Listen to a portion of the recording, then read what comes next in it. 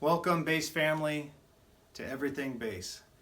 Today we're carrying on with the sample slap grooves. This is sample slap groove number 2. Actually, it's going to be listed just as slap groove 2. I shouldn't say sample. And again, the idea is take the building blocks of simple thumb, pop, patterns, some of the techniques I've showed you, double thumb, ricochet lick, and put them into examples of how you could play a bass line. The best thing is, this can give you new ideas. When you learn someone else's slap grooves, it's very much like putting on their shoes for the first time. It doesn't feel quite right, but if you walk around a little bit, it'll get more comfortable, unless they have small feet. So slap groove 2, let's just jump right into. As always, I preface this because I want to remind you, if you're a Patreon subscriber, go to patreon.com/everythingbass, download the sheet music to this. It's called Slap Groove 2. And it's available to anyone who is a subscriber through my Patreon account. Okay, so let's go through this technique. As always, breaking it down beat by beat, so nothing's overwhelming. I promise you, you can do this. So the first thing is a simple classic thumb pop. Actual fundamental notes, you're getting the full note. Thumbing on the A string on the 5th fret, popping on the A on the 7th fret of the D string. Very simple. You do one of those. Then, if you recall from the fundamentals of slap, one of the early units, I talked about the ricochet lick. And this is where I go muted thumb, pop, and it's 16th notes. So it's going to be twice as fast as what I just played. And I'm going to come down with a D. So let's just do that much. It's thumb, pop, ricochet. And I'm obviously setting up something. That D flat's going to go somewhere. And that's where it's going. I'm using that chromatic, that D flat, to go to the D, and I'm slapping that one too, and then I rest on the last beat of this measure. So the whole measure goes rest, rest. Kind of a simple line, but cool. Now the next measure, I go up to the E on the 7th fret, and I do a simple octave again. So let's put that in, building one unit at a time. Rest. See how cool that is?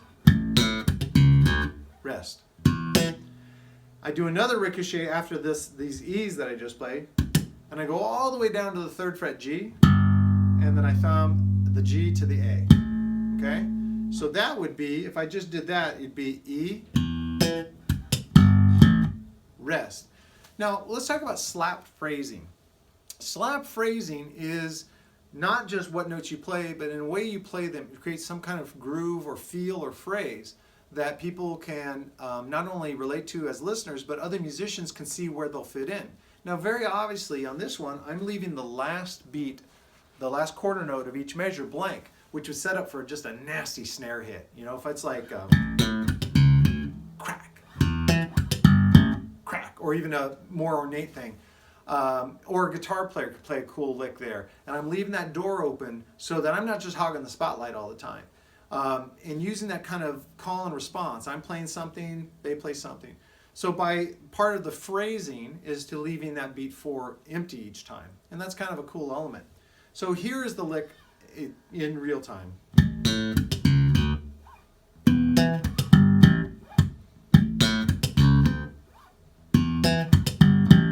Very cool. It's a fun little lick. Even if you're new to slap, if you take your time and you're patient with yourself and don't get frustrated, you should get this one down, hopefully in one sitting. Now, let's say you don't. Let's say you got everything, but that ricochet is rough. Go back to that unit, fundamentals of slap, ricochet lick, and just work on that element, then return to this. Because if you just return to that one thing that's weak, if you can identify what's weak, stop what this is, go and work that up, then this will flow much nicer. You'll be more encouraged. You'll have a lot more fun. So Slap Groove 2. Man, I love doing these. They're so much fun. They're fun to create, and I'm excited to show you. I have so many ideas. I foresee this being several hundred units, and that's going to be exciting. Okay, so we're on to the Encore item for today, and it's another one of the life-changing CDs that surprisingly not a lot of people know about. And that is the Clarke Duke Project 2. Now, obviously, when you see Clarke Duke Project 2, you pretty much can assume there was a 1, and there was actually a 3. But I started with number 2 because of the effect it had on me as a player. This was in the 80s, I believe. Yeah, 1983. And I bought it on cassette. And first song, Put It on the Line, was so driving. Now, right away, you might hear the electronic drums, and realize that, oh man, this is dated to the 80s. Well, yeah, but don't get hung up on that. Listen to everything Stanley's doing, and George Duke is the keyboard player and singer. These songs are driving. They're so cool. But here's what really got me. I was reading on the cassette, and I don't know if they have this on the jewel case here, but yeah, I think they do. There's a bunch of text inside. Stanley Clarke, there's no electric guitarist on here, but you hear a lot of electric guitar soloing. Stanley used his piccolo bass and various effects and his amazing musicianship and was ripping these incredible guitar solos. And that appealed to me. So I started making it a bucket list item that I would someday own a piccolo bass. And thanks to Dana B. Goods, who I was working with, I don't know, 20 years ago, they were the Warwick distributor. They actually found me a Warwick Streamer piccolo bass. And now piccolo bass has smaller strings, that's tuned up an octave from a standard bass.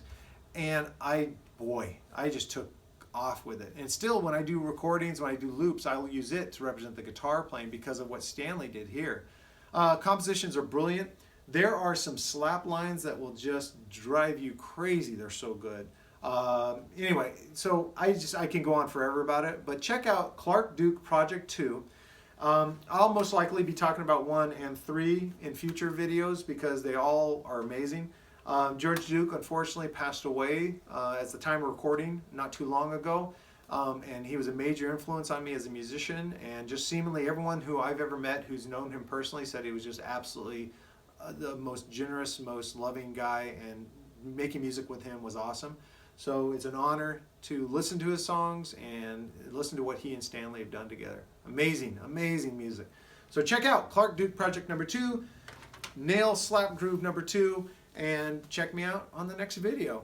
Thanks for stopping by. As always, I don't mean to be a broken record, but it means so much to me, and I also this might be the first video you're seeing in all the videos I posted, but it would mean so much to me if you could hit the subscribe to the YouTube channel. You could like the video, get those like numbers up, and you could hit the bell icon so that every time I post something, you'll be told about it.